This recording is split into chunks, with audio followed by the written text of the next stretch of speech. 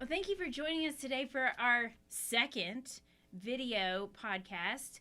Aaron and I didn't change. It is the same day as our first video podcast recording, so you're welcome. Or we really like these outfits, I mean, and we just wear them all the time. Yeah, I mean, that's a really good outfit. Anyway, our guest today, I'm excited to introduce you guys to, is Megan Almon. So Megan works for Life Training Institute, and some of you will be familiar with Scott Klusendorf and Life Training Institute, and Megan is a speaker. She travels all around, and she tells everybody all the things they need to know about the pro-life movement, and she trains all the people. And then her husband and her are really connected at Summit. So Tripp, her husband, runs the Summit Semester Program. If you don't know about the Summit Semester Program, you can't say that fast.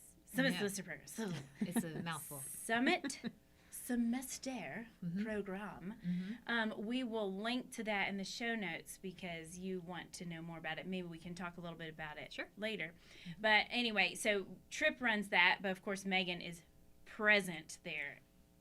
He is my husband, so I I live there too. It's a duo. It's a duo. And then she speaks at Summit, and she's written, and which my daughters would say the most important thing is she wrote an article in Brio. You know, that would be the most important. But she writes in other places too. So we're so glad that you're here with us today, Megan. Well, I love you both, so I'm excited to be here. I know. It's so fun. These are two of my favorite people. So I'm excited too. But anyway, we wanted to start off with just asking you, share a little bit with our listeners about where you grew up and did you grow up in a Christian home, that sort of thing. Okay. I grew up in Georgia, so Georgia, born and raised. And, you can take the girl out of the South, but it's real hard to take the South out of the girl. I did grow up in a home that was at least nominally Christian for most of my life. So I knew who Jesus was. My parents would teach me to pray and things like that. But I think that my dad actually became a faithful follower of Jesus when I was in high school. And that changed some things around my house in a big way. We started going to church more regularly instead of just on the big occasions and things like that. Did something happen with your dad, or? Well, we were attending a really small church in our community, and he started helping with the Sunday school and kind of getting more involved and asking bigger questions. My dad is such a student. He loves to learn. So anytime he wants to learn about something, he just goes all in. Nice. And he, I think, developed a great relationship with the pastor at that church who was able to answer those questions in ways that maybe he hadn't been able to think about before. That was big for him. So then your dad becomes a believer, and that affects your household, your family. Yeah. Well, we started going to church more regularly, and I started attending a youth group. I think my parents thought, well, that would be really good for you, so go and do that. That's the next thing you should do. Right. But growing up, I was a very high-level athlete, and so I didn't have a lot of free time in the evenings and afternoons. I went to high school, and then I went to train every afternoon for like 4 hours. And what were you training for? In gymnastics. Okay. And so I didn't have a lot of relationships outside of just my school and the gym, but going to the youth group kind of opened some doors in terms of, other people are interested in this too. Yeah. And so it kind of just, it was a little bit more of seeing how that played out in other people's lives. And I think that started my journey in a big way. Oh, this is just a side note because we do love Summit. Just a little plug for Summit because I caught that at Summit. When I went as a student, it was eye-opening to me to go, oh, other people my age actually care about these things. So that's neat that you found that at the youth group. So you really grabbed onto the faith as a teenager, would you say? Okay. I'd say my first year of college was when I really dug in. I think I've heard our mutual friend Kathy Cook has said, who's been on the podcast, I know because I'm a huge fan and listen to it. Yes, thank you, Megan. So Kathy would say that sometimes Jesus can become your savior before he becomes your Lord. And I think that's probably describes my story pretty well. Yeah. I think he was my savior in that I can look back and see his protection over me in so many instances. And it was in my first year of college when I was housed next door to some girls from a campus ministry. They were very involved with that, and they just befriended me. And being in a new place and not knowing a lot of people, that was huge. And so that was the place where I became very serious about my faith in ways that are almost comical, like putting things together like, oh, this affects like what I choose to wear day to day. You know, I Right. grew up mostly in a leotard at gymnastics, so I had to start thinking about things like that. Right. But it was almost funny in the way that played out and started shaping my life in important ways. So I think, yeah, college was when it really took root. So you were into gymnastics pretty strongly then. Did you go into college still doing gymnastics? Oh, no, that's a crazy part of my story, actually. The short version is that I gave it up. At the end of my senior year, I was just burned out. My coach, who had been my coach for a long time, one of my heroes, had left coaching for good reasons to be a dad and the husband that he needed to be. And a new coach came in, and we just did not see eye to eye, and things just kind of fell apart for me. And so I went to the University of Georgia, which was always my dream. I wanted to go to Georgia. I wanted to be a gymnast at Georgia. But they were the number one team in the country at the time. This is a little while ago. And I went just as a student because I thought my grandparents live in Athens, Georgia. I could be close to them, and I can really just enjoy the university where I always wanted to go.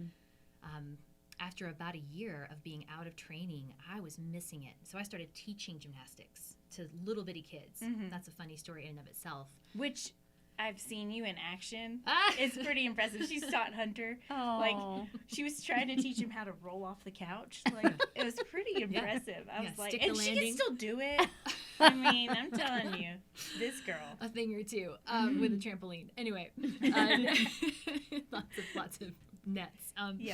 No, so the beginning of my sophomore year, I was teaching gymnastics for a program that was run by the collegiate coach. So he would coach the gymnastics girls in the morning for the University of Georgia, and then in the evening he ran this recreational program. And he knew me because I'd grown up not very far from there, and would go to the camps and things like that. So right after my sophomore year began at the university, he approached me and asked if I would consider walking on to the gymnastics team there, because they were in need of other gymnasts. They had a small team that year, and they were plagued with a lot of injuries. And so that's a huge compliment. It was huge. It was after I had really become serious about my faith, and the way I kind of saw it was, I had given that to God, and I feel like He was like, "Oh, we're going to do it my way. Here's a spot on this team." Nice. And that was an incredible. I walked on for a year, and that was all my dreams that came true as far as that point in my life. Right. So an incredible experience. Yeah. Was Tripp going there? Yes, that's where we met. And he was in gymnastics too, right? He was a gymnast too. Georgia doesn't have a men's team, but he was coaching high-level athletes like I had been before college, in the same program where I started teaching the little kids. And so that's really where we met. And I just knew early on I had such a crush on him. Yeah. And then he asked me out, and the rest is kind of history. But Yeah. yeah. So Okay, so gymnast, and then ever since I've known you, you've been a pro-life speaker. So connect those dots. How did your passion really come in that area? Well, that took a while, actually. Again, baby Christian in college, just learning the basic tenets of the faith and trying to understand what those were. Tripp, who was a little bit farther along than me in his faith, always gave me that room to grow and just that grace. He was a great person to ask questions of, and I had good people in my life who would answer the right kind of questions. I finished college, my undergrad, in journalism because I love telling stories. So I set out on a path to do that, and I wrote feature articles about people. We moved from Athens to another town called Noonan, Georgia, which is where we lived for about 15 years. And for the first few of those years, I worked at the newspaper, and that's how I met people, and I got to tell their stories. And while working at that newspaper, I was asked to cover a local event, which was the Pregnancy Resource Center was having their annual fundraising banquet, which I don't know if a lot of people know, but that's how pregnancy care centers will raise their money. A lot of them will raise their money for the entire year at these fundraising events. So it was big news. Anybody who was anybody in the community was going to be at this banquet. I wasn't even supposed to go. The girl who sat next to me was supposed to go, and she went on a date instead. She blew off work early and went on a date. And so my editor came out and said, "Hey, here's a camera. You're going to cover this event. There's free food." That's like, all I I'm that's all there. I knew. I am there. I was like, okay. I actually had to call Trip and be like, I can't pick up Neely, our daughter. You're gonna have to pick her up. But I went, and the speaker that night was Scott Klusendorf, who is the president of the ministry I work for now. And that's really what did it. I remember being so captivated with his presentation. And he was doing, he was talking about the Pregnancy Care Center and what they do, but then he was offering this training as a part of that. So in other words, the audience was getting fed. They were learning, how can we be a voice for life in the community? And I remember putting my pencil down, and I remembered everything he said. I wrote about it later, but I was so enthralled, not just with the idea that you could talk about the issue of abortion that way, which I think that got my attention, but that you could talk about anything related to the faith that way. So he was doing apologetics, Christian apologetics, and I was just captivated with the idea of being able to tell those stories. So I went home, and that changed everything. I started becoming a little bit of a crazy person. I started reading nonfiction, which was the first indicator that something was different. I had a lot of books that I had a dictionary that I would carry around because I didn't know a lot of these terms that were in the books, like systematic theology and different things like that. And after a couple of years, Tripp sat me down and said, hey, I think that we need to send you back to school. I think that this is something that you could really do something special with and tell some different kinds of stories. So let's do that. And he made it possible. So I was able to go back to school and pursue Christian apologetics. And where'd you go? I started at a seminary because I didn't know where to start. I just knew I wanted to learn how to teach these things. And after about a year at seminary, I thought, I think apologetics is my thing. Because I would sit in class and not be able to understand a lot. I was still learning the terminology.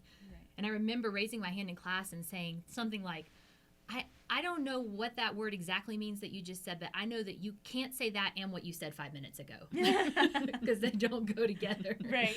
And so it just kind of clicked for me. And I ended up at Biola doing their modular distance program in Christian apologetics. It's a Master of Arts degree. So it was great. Wow. That's so neat to hear because, and other guests have mentioned this too, which I think is encouraging to hear, is that you heard about something and had a desire to learn, and then you just went out and learned it. You didn't. It wasn't like, well, I don't know much about this, so I couldn't possibly do it. That you saw something, and I of course love how your husband just saw that in you too, and then encouraged you in that, because we need people like that in our lives, right? Who are saying, you can do this. If you put the work in, you could do this. And so that's a really encouraging thing and reminder that if we don't know something about something, we can learn. And there's really no end to all that we can learn. Yeah. And how your gifting with storytelling and your love for stories really jettisoned you in that direction. That's cool too, that you can take, your giftings are still there, still being played out. I love that. So, okay, but you really pursued a friendship with Scott Klusendorf. Tell us how that happened, because that's funny. Well, I never forgot hearing him speak that first night. And the more that I studied in Christian apologetics, and really, for those who want to learn about it, you just, even going to get the master's degree, which I didn't have to do what I do, but I'm glad I did, because Biola's program is fantastic. You really just get the lay of the land. And if you want to do it as a career, then you tend to need to specialize in something. And so it always kept coming back to the pro-life apologetics for me, mainly because one of the things that Scott talked about was the intrinsic worth of every single human being. And just that message, I thought, that's what I gravitated toward. I thought, if I get to talk about what it means to be human and valuable, to have this intrinsic dignity that nobody can take from you, that's an empowering thing to think about and talk about. Kind of right smack at the center of what we all share, what makes us human. And so it just kept coming back to that. I wanted to tell those human stories. And I didn't mention this, but prior to journalism, I majored in art for 2 years. And so that the whole idea of the beauty of that truth excited me. And so I kind of found myself going, all right, I need to learn from someone, right? And I'd been told early on, like, you need to ask if you want to learn from someone, which is great advice for anyone. Right. Because Yes. sometimes, for a long time, I don't think I felt permission to ask. Mm-hmm. And so I asked. I got a hold of his, I don't even know how this happened. It had to be a God thing. I got his phone number. And I had learned through this course of events, because remember, I was doing the modular distance program with Viola. So I was still living in Georgia. And I would just travel in the summer for the residencies. But I was in this town in Georgia, and I learned over this 3-year period that Scott Klusendorf had moved from his home in Southern California to my town. Oh, you were in the same town. Yes, the Oh my same gosh. town. It's as crazy as it So sounds. did you show up on his doorstep? No, but almost. Like I got a hold of his phone number, which was crazy to begin with, and I sat down and rehearsed what I was going to say, because I thought, I cannot sound like a crazy person. Right. I have to sound calm and cool and collected so that he will want to teach me, right? And not block your phone number from his phone. So you're like, I heard you this one time and I really want to learn from you, and will you be my mentor for life? That's basically exactly what I said. Even though you had rehearsed it. I did. I said, he picked up the phone. He said, hello, this is Scott. And I said, hi, my name is Megan, and I really need for you to know who I am. That was the first thing that came out of my mouth. And he was so gracious and kind. Which He is, as you guys know. But he started to ask me some questions about why I was interested in all of this. And then he started to do the thing he does with anybody who says they're interested and wants to learn from him. He said, all right, what we're going to do is you're going to start by reading these 5 books. And once you've read them and like underlined and done all the stuff, then call me back and we'll talk about it. Because that's kind of a gauge of, are you serious? Sure. Are you going to dive in? You're really serious if you're going to read all 5 books. And the nerd that I was like, I read those already. I was like, are there more? And so I think at that point he's like, okay, all right. Yeah. So I started. I did want him. I wanted to be on his radar because I did want to keep learning from him. And so I asked him, "Can I send you papers that I write for school, or can I call you if I have a question?" And he said, "Absolutely." And so I did that. And the first step into working with Life Training Institute was working for the blog.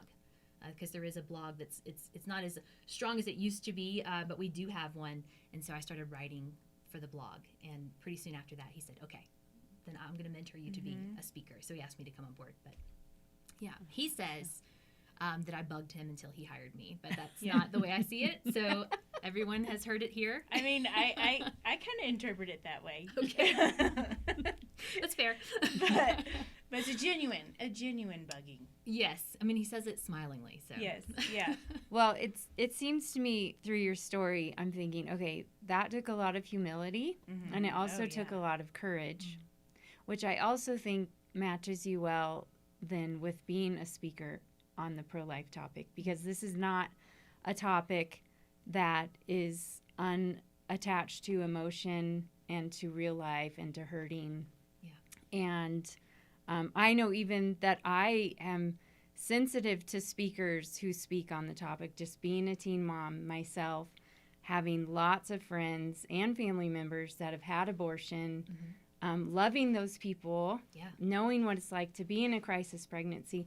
So all of these things, I think, it takes a special person to be able, like Scott is, and like you are, where you guys talk about the issue in a way that communicates truth, but also it has got to be wrapped in love and in this reminder of our intrinsic value as human beings. Yeah. And then in God's grace, of course, because as you know, so many audiences you'll speak to, you don't know who's been affected by this topic of abortion. It could be a kid sitting in the audience whose mom had an abortion. It could be someone sitting there who's had an abortion or whatever. So it seems to me the humility and courage that it took to do that probably has served you well in speaking about the topic. But have you gotten a lot of, how many years now have you been doing it?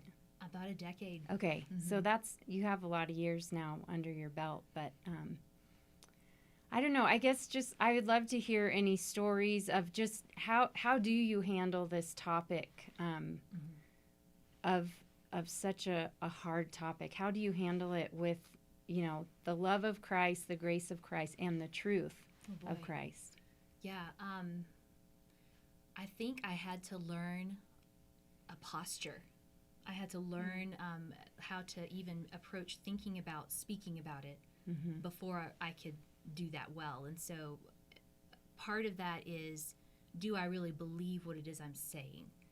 And if I'm going to talk about the fact that every single human being, from the moment that they come into existence at conception, which we can talk about scientifically and philosophically, which as we do at Life Training Institute, and make a case for that. But if it's true that every single one of us shares this intrinsic dignity that was endowed to us by God, that cannot be taken from us, we can't give it away, and I've seen people try to do that. If that is true, then that has to inform the way we talk about, think about, feel about this issue. So that means that the people who disagree with me when that happens, who in an audience setting, it doesn't happen all that often, because I think the way that I've been trained by Scott and other great teachers to come in and present the material kind of takes people by surprise. They're not expecting that kind of approach. So oftentimes the element of surprise is in our favor with an audience, and they're very attentive and respectful. But if there's ever those opportunities or those times when someone is heated and coming at me, I have to remember that person is just as intrinsically worthy as those babies that we're trying to protect at LTI. And if I treat them differently, then I'm the one who's being inconsistent, and they should call me out on that. So I think that just thinking about that, thinking about the playing field when it comes to abortion, knowing that the common denominator, no matter where someone stands on the spectrum, from pro-choice to pro-life, and I have friends just like you do who disagree with me, or who've had abortions, but the common thing that I see is that somewhere deep down, for some of them, or for all of them, there's a lot of pain there.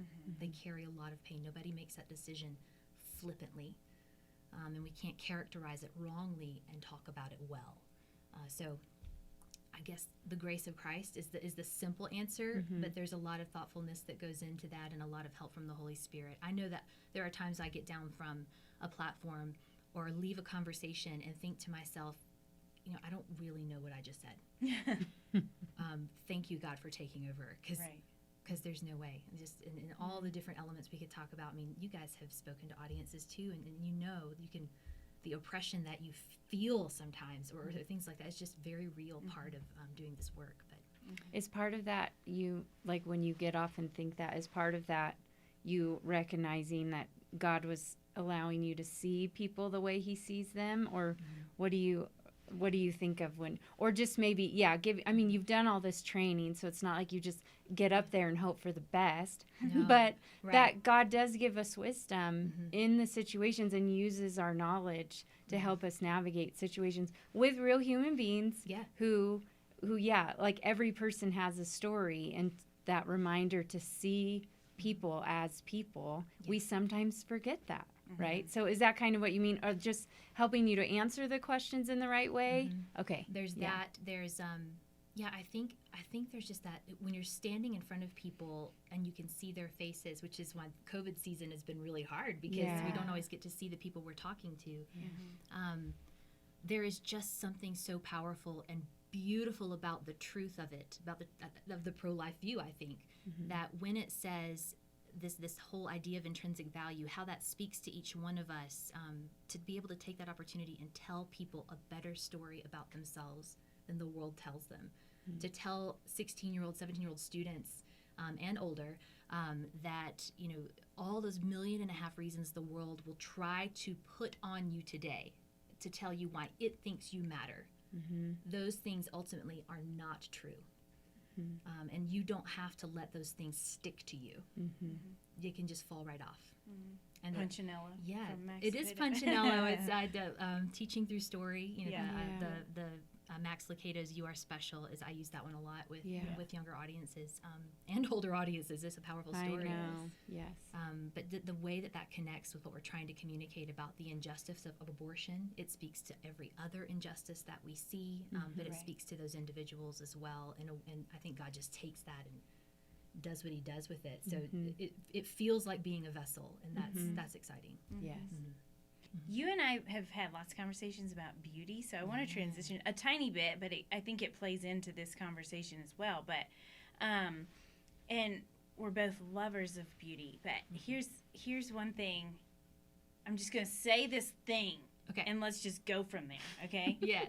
So I'm not bitter, but I have been to many femininity talks where you leave feeling like, darn it, I don't like arranging flowers. Okay, but when we were talking the other day, you said, I like to put flowers in my house, and I was kind of like, I'm just kidding. I wasn't. I was like, it's so good. Yes, I know. Inside, I might have been a little bit like. She might have been judging you. No. Inside. I mean, I like flowers. I might have been, but I like flowers too. But I feel like, let me back up and say, the example, this particular femininity talk was, take for example, a guy's breakfast versus a women's luncheon. The guys just come in and they slam their pancakes in the middle of the table and, get out their caveman things. No, I'm just kidding. They didn't go that far, but you know what I mean? It did feel a little stereotypical, but, and then women, they put the tablecloth on and they put it always looks pretty. They have the little teacups and things like that. And I'm like, ugh. But then, and thinking there's more to that beauty. Like, I'm not saying we should negate that, but I'm saying there's a bigger story to even those gestures of being aesthetically pleasing. And you said it's an act of war. Yeah.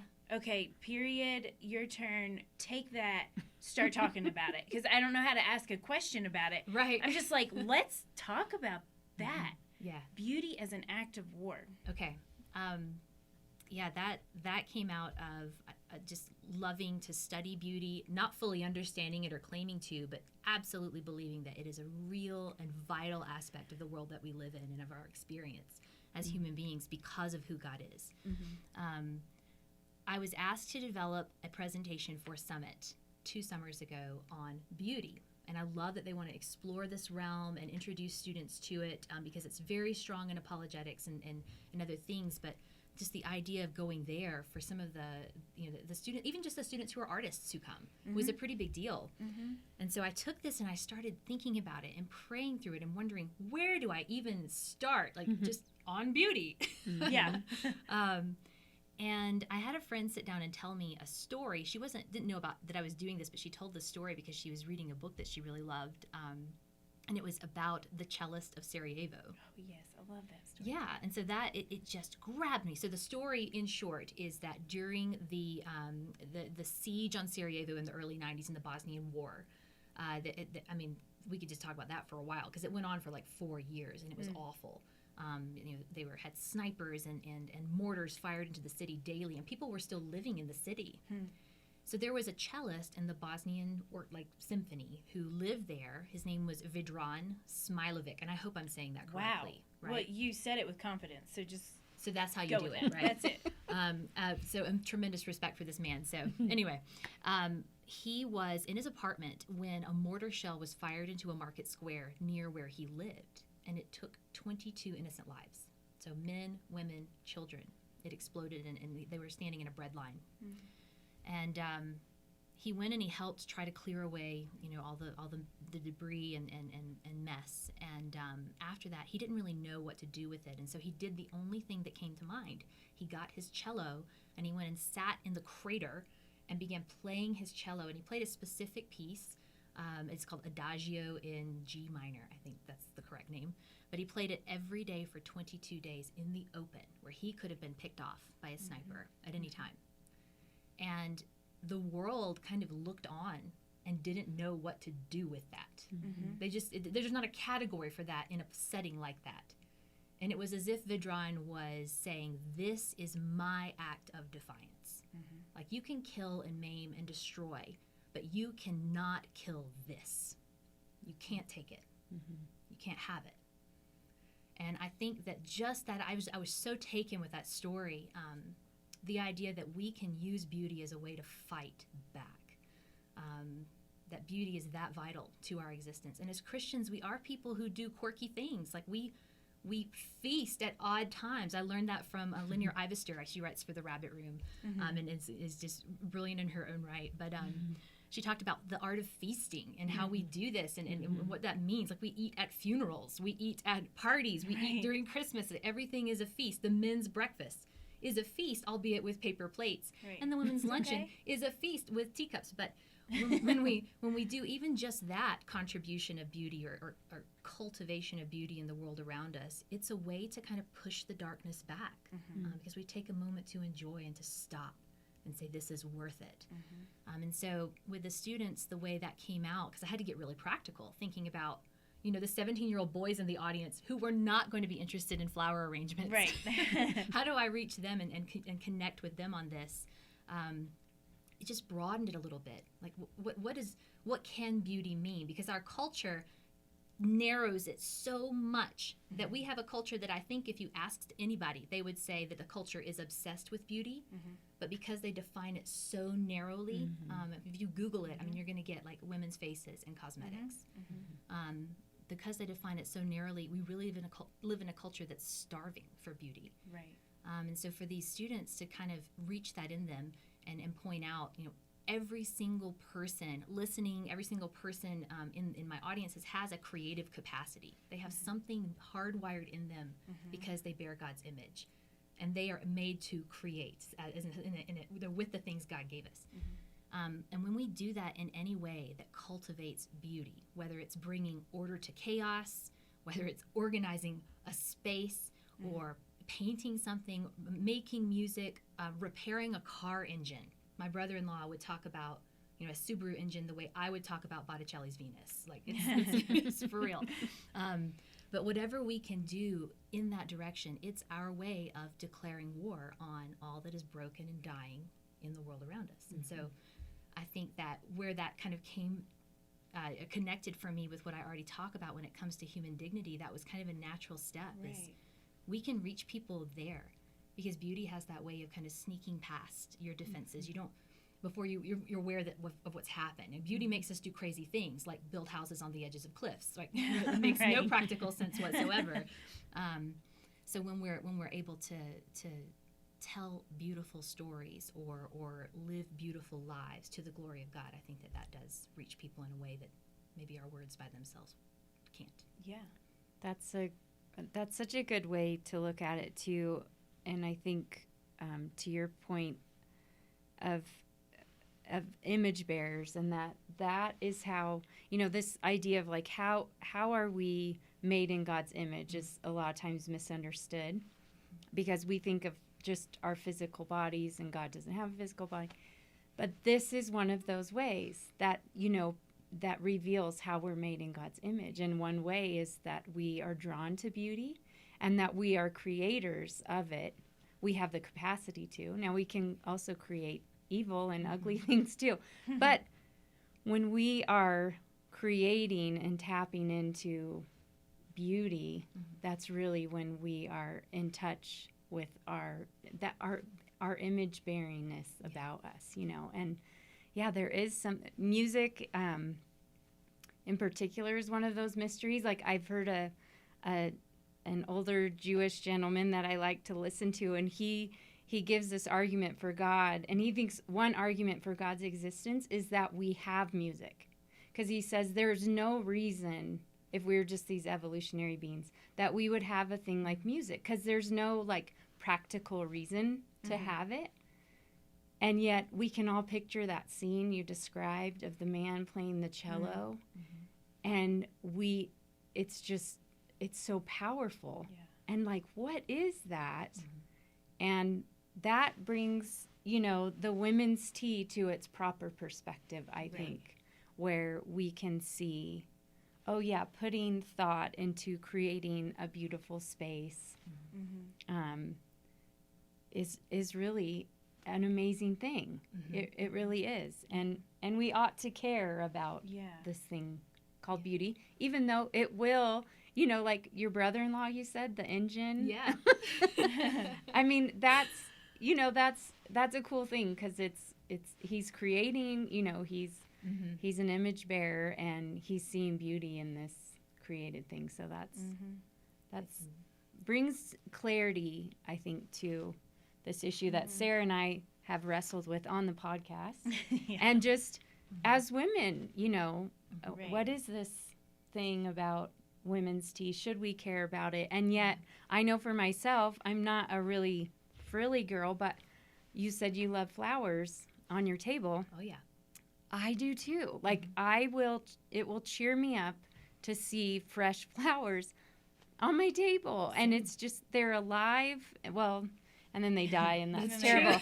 Every time. Yeah, time. Too bad. But it's so worth it to have them, to have that beauty just in our house. Even with our, kid, our house can be messy, but it's like you look over the flowers and you just smile. It's true. Yeah. Okay, so I have this poem. This was around 1912. There was a strike by these women workers because they had cut their hours, they had cut their wages, and so then they just stood beside their machines and they wouldn't move. And so anyway, they were throughout this strike. Someone wrote a poem about it because they were saying it's not just about the money. And this is Bread and Roses by James Oppenheim. I'll say it with confidence, like you, Megan. Okay. As we come marching in the beauty of the day, 1,000,000 darkened kitchens, 1,000 mill lofts gray, are touched with all the radiance that a sudden sun discloses, for the people hear us singing, bread and roses, bread and roses. As we come marching, we battle too for men, for they are women's children, and we mother them again. Our lives shall not be sweated from birth until life closes. Hearts starve as well as bodies. Give us bread, but give us roses. As we come marching, unnumbered women dead, go crying through our singing their ancient call for bread. Small art and love and beauty their drudging spirits knew. Yes, it is bread we fight for, but we fight for roses too. As we come marching, we bring the greater days. The rising of the women means the rising of the race. No more the drudge and idler, 10 that toil where one reposes, but a sharing of life's glories, bread and roses, bread and roses. Isn't that beautiful? No, I love we fight for roses. I know. We fight for bread, but we also fight for roses. Yeah. And that beauty. Okay, so I don't know if this is going off topic or if we can tie it in, but I'm curious, this younger generation, I mean, Abigail is 15, and her friends and her really care about the pro-life movement. And I'm excited because they bring a different level of creativity to it that I don't know what God's going to do with that. But what are some things, maybe some advice you would give them about engaging in the pro-life movement or things that are missing or whatever? Yeah. Well, I think that we have to start with what it looks like right this minute. Because in our cultural moment, even the term pro-life has been a little bit hijacked. In some ways, maybe that are good, but ultimately not good. I think that I spend a lot of time right now with young people talking about the difference between the pro-life movement, which exists to end abortion since its inception. That's what it exists to do, is end the injustice of abortion. And that is a good and noble singular cause. More and more these days, I think we hear, especially with the election cycle that just happened, and it's still happening, I guess, but it's just happened. We hear, well, if you're pro-life in this way, like you want to save babies, then you're not wholly pro-life because you don't care about all these other issues.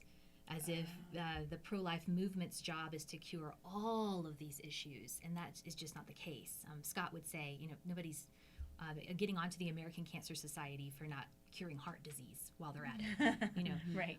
It's okay to be focused on one very important thing. But the pro-life view, that intrinsic worth of every human being, that is what informs every other injustice that we see. So the pro-life view is ultimately inclusive of all of these things. So what I would say to young people right now is to understand that difference and to walk in what they believe to be true in terms of the pro-life view.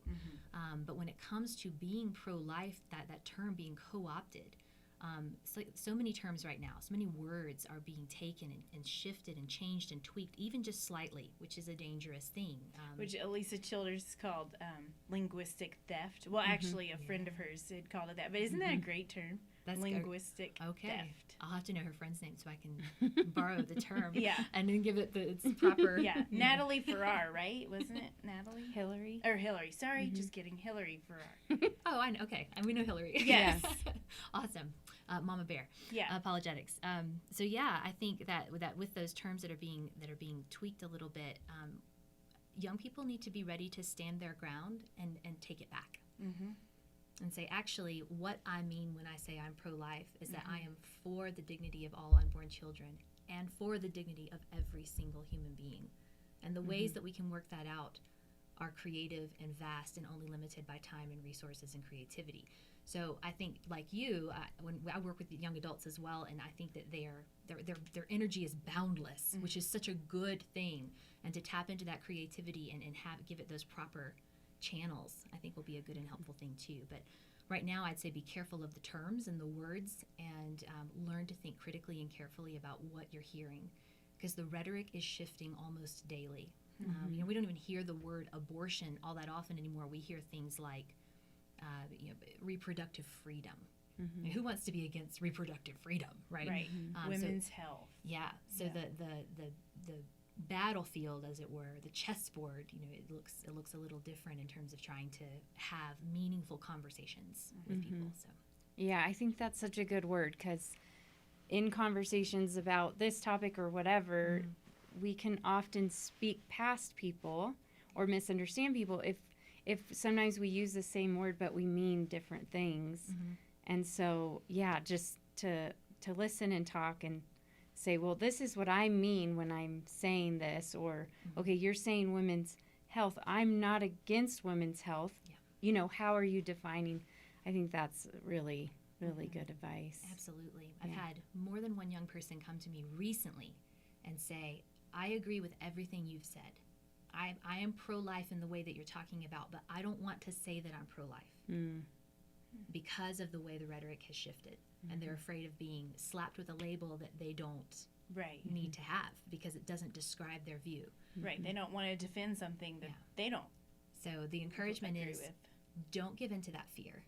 Take it back and tell the world what you mean, and keep walking. That's what we have to do. Right. Okay, so next question that we love to ask, and you're hopefully thought about it. Okay. Well, you don't have to, but I do listen to the podcast. So I'm like, oh my goodness, what would I say? Let me guess what you have. So we like to talk about books on the podcast all the time, and you're a reader. So you like fiction and nonfiction. Yes. Okay, so what are you reading right now? Are you in fiction, nonfiction, both? Yes. Yes to everything. Yes to all of it. I always have a few books going. Yes. So right now I'm reading Susan Schaefer Macaulay's For the Children's Sake. Yes, we're reading it together. Yes, because Erin is my homeschool mentor. I homeschool my kids, and she's so brilliant in that area. So huge encouragement. So I'm reading that right now. I am reading Christopher West's book, Our Bodies Tell God's Story, because Sarah recommended it recently. I'm reading it too because of Sarah, because she You're welcome, was Christopher West. I know, we're the royalties. I know. She kept breaking it up on the podcast, and I'm like, oh, well, for heaven's sake, I got to read it. So I'm reading it right now too. I was reading it on the plane. It's a perfect one. Yeah. So I just started that one, so I'm not that far into it yet. And I guess I'll name I'm reading a book on nutrition because I'm really interested in that. So I'm reading one of those, and it's a little bit thick and weird, but I'm learning a lot. Okay, what is it? People want to know. I can't remember the title. Oh, okay. You can That's tell terrible. us. You can tell us the title, and then we'll put it in the show notes. Okay, for I'll do people that. listening. I'll do that. It's about the immune system because I was interested during this season. It's Of my COVID, coping yeah. mechanism is to learn more. And then I'm reading an audiobook. My fiction is on audiobook right now. It's called Piranesi, and it's by is it Susanna Clark? Is that? I'm so sorry if that's the wrong name, but it's an odd little book, but I'm enjoying it. Oh, so that's great. fiction, but Yeah. Okay, love it. Those are good ones. We'll put that in the show notes. I've never heard of that one. The story. yeah, it's blowing my mind so far. So Whoa, blowing your mind. Okay. So last question. Okay. Which woman from history would you have coffee with? Well, since I'm here with both of you right now, and I love having coffee with you guys anytime. Yes. I would say Dorothy Sayers. Oh, Yeah. okay. So for people who don't know who Dorothy Sayers is, give us a little explanation then why you would love to have coffee with her. Okay, well, Dorothy Sayers is a brilliant, well, she's not with us anymore. So when I get to heaven, like she's one of the first people I'll have a conversation with after Jesus. No, Dorothy Sayers was a contemporary of G.K. Chesterton, Lewis, like those guys around mid-20th century in England. And she was a brilliant playwright, an essayist. So she wrote a ton of wonderful essays that I highly recommend. She was also a writer of fiction. She wrote detective stories. She was in London during the Blitz, and so during her spare time in the tube, where she was hiding from explosions up there, she just conveniently translated Dante, because why wouldn't you why do not? that? Yeah. But, she probably felt like she was in Inferno. Probably. It was timely. And I remember loving Dorothy Sayers when I was introduced to her through her essays. But in a little introduction to her in a book that someone else wrote, like a friend that had known her, what it said about her was that at parties, when the women would retreat after dinner to the parlor to have like coffee and dessert, And flowers. Maybe flowers, I don't know. I'm sure she loved flowers. Yeah. Who knows?